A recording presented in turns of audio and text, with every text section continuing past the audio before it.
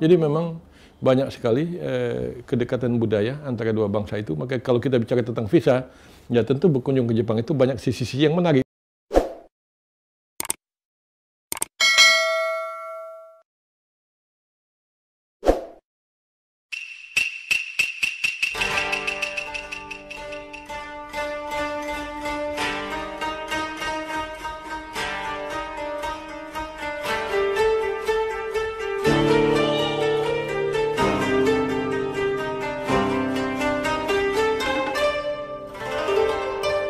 Nihonno Kataro.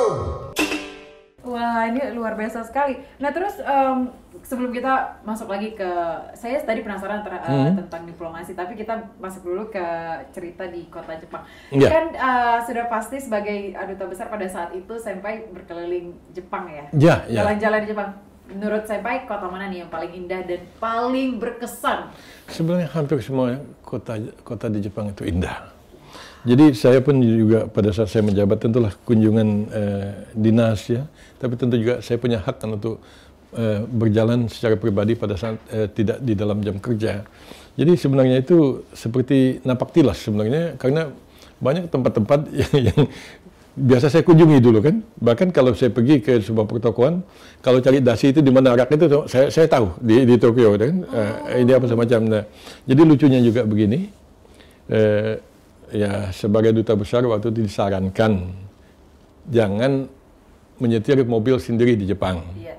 Disarankan, bukan dilarang. Mengapa? Nah, karena kalau nabrak, duta besar yang nabrak orang kan gede ceritanya. Mati lagi misalnya kan? Aduh. Nah, jadi disarankan untuk pakai sopir. Okay. Nah, padahal zaman saya sekolah itu 13 tahun setelah tinggal di sana sebelum saya menjadi duta besar, saya nyetir mobil sendiri kan? Nah, yang lucu apa? Sopir saya di Tokyo nyetir mobil. Aku tahu kau ini kan salah jalan, cuma nggak mau ngaku aja. Saya diam-diam, saya nggak marahin sopir. Kamu seharusnya belok ke sana, kok bukan ke sini. Oh, iya. Dia diam-diam aja. Ya udahlah, gitu kan. Kita jangan terlalu garang-garang terhadap orang. Lu salah, harusnya belok di situ kok tadi.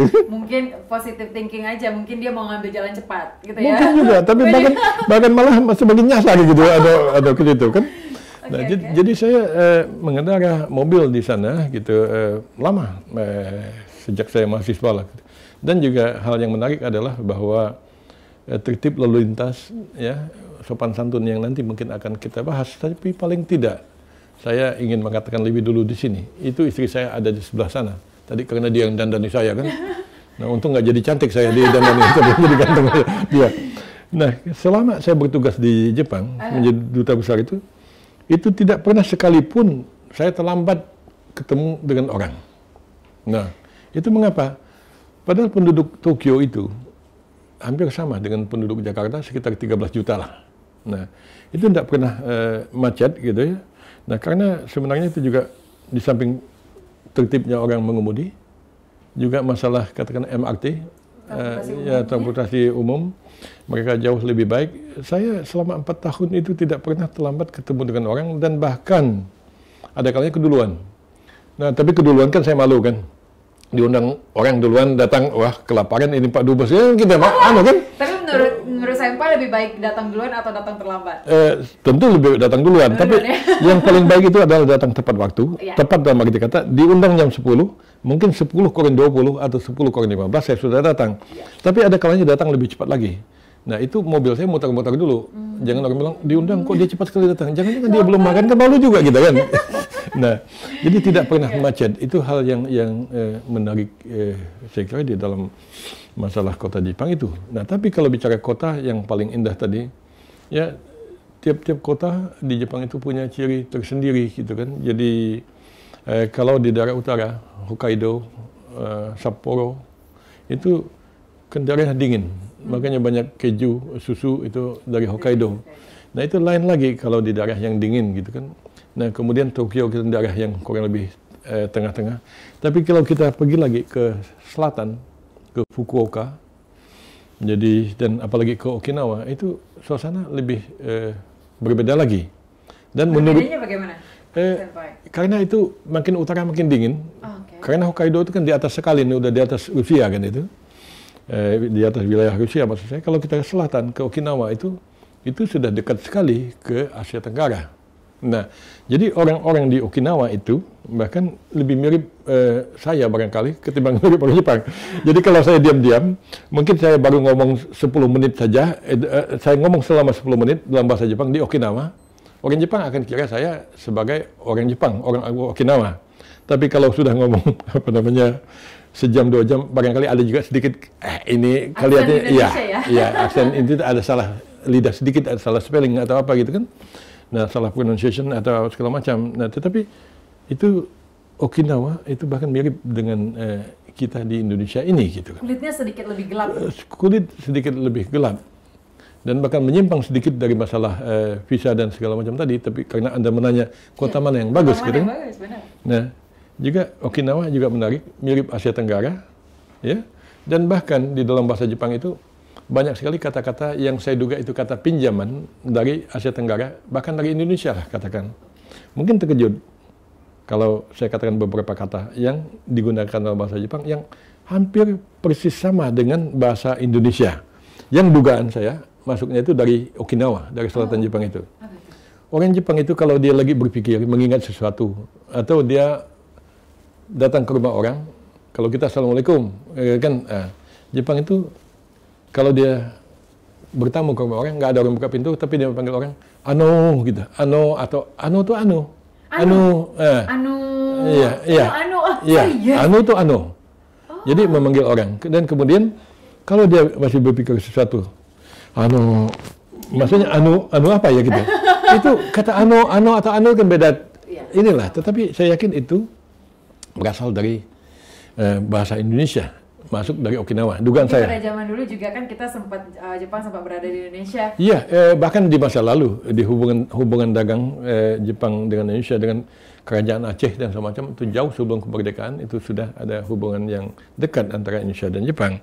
Ada lagi beberapa kata yang menarik, mungkin terkejut. Nah, dan saya ingin juga bercerita bagaimana kalau orang Jepang terkejut. Nah, itu sama ekspresinya dengan ekspresi kita. Umpamanya kita bilang, itu kakek-kakek yang di sebelah sana tuh meninggal itu kan kita terkejut kan? Iya. Kata orang Indonesia, wah masak gitu. Oh masakkah gitu kan? Orang Jepang bilang apa? Masakkah? Masakkah katanya. Serius? Iya, jadi masakkah kan masakkah itu. jadi ini kan. Wow, saya nggak tahu loh sebelumnya saya. Iya, banyak kata-kata pinjaman. Banyak yang mirip ya? Iya, masih banyak. Jadi saya juga berpikir orang Jepang mengatakan kepala itu atama. Saya pikir jangan-jangan juga dari bahasa Indonesia dan mungkin juga dari bahasa Sanskrit. Kan kepala itu bagian yang penting barangkali dalam tubuh manusia. Atama itu jangan-jangan dari kata utama. Itu dugaan saya ya. Nah, tapi banyak yang menarik. Orang Jepang bilang toke apa gitu. Toke itu tokage. Tokage itu toke asalnya. Toke ya. Iya. Jadi memang banyak sekali kedekatan budaya antara dua bangsa itu. Maka kalau kita bicara tentang visa, ya tentu berkunjung ke Jepang itu banyak sisi-sisi yang menarik. Dari bahasa saja. Wow. Saya masih mau tambahin lagi kan? Luar biasa. Iya. Ini berarti sahabat senpai ini harus siapkan rencana kalian untuk berkunjung ke Jepang. Betul sekali. Nah, kita berbicara soal visa tadi sudah membebaskan visa, terus juga hubungan yang baik antara senpai dengan Perdana Menteri. Selain itu ada lagi nggak? Mungkin waktu itu saya sempat dengar juga terkait SIM yang sempat waktu itu tentang SIM juga ya? SIM mobil ya. Nah, tapi sebelum saya beralih ke SIM, saya mau tambahkan satu lagi tentang tadi kedekatan sejarah di masa lalu. Pasti nggak tahu kan orang Jepang menyebut kentang itu apa kan? Nggak tahu kan apa bahasa Jepangnya? Orang Jepang mengatakan jaga imo. Imo itu ubi-ubian. Kita perhatian pada kata jaga. Itu penyingkatan kata. Yang aslinya itu adalah jagatara. Jagatara imo. Orang Jepang mau mengatakan Jakarta, tetapi jadi Jagatara. Jadi kentang itu di dalam bahasa Jepang dijaga imo, maksudnya Jagatara imo. Inilah kentang dari Jakarta. Ubi dari Jakarta. Ubi dari Jakarta namanya kentang. Ya, kentang itu disebut ubi dari Jakarta. Mungkin dulu Belanda yang membawa kentang itu ke Jepang dari Batavia. Dan maka dari itu sampai hari ini orang Jepang itu besok lah insya Allah kawan-kawan lain juga ada kesempatan pergi ke Tokyo, tanya sama orang Jepang, ini apa namanya? Tunjuk kentang, pasti di Jepang. Jagaimo des atau Jagatara Imo gitu kan. Jadi dekat sekali masalah hubungan akar budaya semakin ini. gak sabar nih pengen berkunjung ke Jepang, mudah-mudahan ya. Insyaallah. Sampai juga. Nah, berhubung dengan yang saya tanyakan tadi. Begini, ya tentu akan menarik sekali kalau seandainya kita bisa mengendara di Jepang itu dengan bebas kan. Nama kita kata sesuai dengan aturan, ada izin dan seterusnya. Saya di luar membebaskan visa, tentu banyak hal-hal lain yang juga saya lakukan. Ya, tentu juga ada hal yang tidak bisa saya buka kepada publik ini sebagai rahasia negara misalnya. Tapi yang menyangkut informasi publik tidak ada salahnya saya buka di sini. Dan dulu undang-undang informasi publik itu ya saya ikut membuatnya waktu masih di Komisi 1 kan. Ya, jadi ada apa informasi yang dapat disampaikan sini itu masalah SIM, surat izin mengemudi. Jadi waktu saya nyampai di Jepang sana, sebagai mahasiswa dulunya, untuk mendapatkan SIM itu susah minta ampun, harganya pun mahal minta ampun untuk ukuran kantong mahasiswa. Jadi 26 mang kalau saya, mang itu 10.000, Jeban dari Cimang dalam bahasa Jepang. Jadi 26 dikali 10.000 itu berapa gitu kan? Mungkin 30 jutaan untuk dapat SIM itu. Belum tentu lulus. Nah saya nasib baik, dapat dari beasiswa, tabung duit, tes lulus. Saya punya SIM Jepang. Sayang sekali pas pulang, itu harus dikembalikan ke pemerintah Jepang. Kalau tidak saya akan tunjukkan di sini, tapi semua itu harus dikembalikan. Nah, jadi dengan keadaan begitu, saya melihat alangkah susahnya orang yang tidak punya SIM di Jepang itu. Mobil murah sekali di sana itu kan, tapi nggak ada SIM kan tidak mungkin kita mengendara dengan melanggar aturan kayak begitu. Maka pas saya menjadi duta besar, saya pikir yang langsung untuk kepentingan masyarakat di luar visa itu adalah SIM.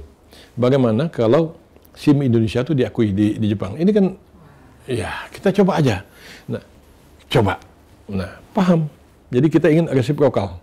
SIM Jepang juga diakui di sini, SIM Indonesia juga diakui di sana. Tapi sayang sekali, itu sudah 2 kali pertemuan pada saat saya menjabat sebagai duta besar. 2 kali pertemuan antara kepolisian Indonesia dan kepolisian Jepang sana membahas masalah SIM itu. Tapi sampai jabatan saya berakhir, itu urusan SIM belum selesai. Tetapi saya tidak kecewa, paling tidak saya telah katakanlah menapak langkah ke sana. Mudah-mudahan pengganti saya itu melanjutkan itu sehingga dengan begitu masyarakat Indonesia akan semakin mudah berkunjung ke Jepang. Betul, dalam urusan bisnis, mungkin kunjungan untuk tourism ya, anak-anak mahasiswa-mahasiswa juga mungkin dipermudah. Mudah-mudahan ya Senpai. Wah, ini luar biasa sekali loh, banyak sekali prestasi-prestasi Senpai sebagai aset negara yang sudah menguntungkan banyak sekali bagi masyarakat Indonesia nih sahabat Senpai. Nah, mungkin untuk yang terakhir nih Senpai, mungkin ada nggak sih yang ingin disampaikan terkait diplomasi? Senpai kan keren banget nih dalam dalam diplomasi antar negara, khususnya untuk Jepang Indonesia. Gimana? Ada yang ingin disampaikan terkait saya diplomasi? tetap berpikir bahwa di dalam melakukan diplomasi itu tentulah kita bicara negara dengan negara kan. Tetapi aktor pelaku kan itu manusia kan, bukan negara gitu kan. Nah, jadi manusia itu tetap punya hati lah. Dan ya kembali yang kita katakan tadi, harus diplomasi itu dari hati ke hati dan heart to heart diplomasi, dan tidak mungkin kita katakanlah melakukan diplomasi itu dengan kecurangan, dengan melakukan penipuan dan seterusnya. Dan saya yakin bahwa diplomasi dari hati ke hati itu ya akan membuahkan hasil yang lebih baik dan akan lebih bersifat permanen. Wah, ini luar biasa sekali. Ini pembahasan kita hari ini tuh sangat memberikan banyak ilmu dan juga informasi untuk seluruh sahabat Senpai di luar sana, khususnya yang pengen banget nih ke Jepang. Kalau gitu terima kasih Senpai. Baik, terima kasih sama-sama. Terima kasih informasinya untuk sahabat Senpai. Jangan lupa saksikan lagi ya Senpai ya di tayangan kita yang akan datang. Pastinya akan banyak sekali manfaat-manfaat dan juga informasi-informasi yang akan kita bagikan ke seluruh sahabat Senpai yang ada di Indonesia. Kalau begitu terima kasih. Sampai ketemu lagi di Yusron Senpai. Hai, mata aimashou.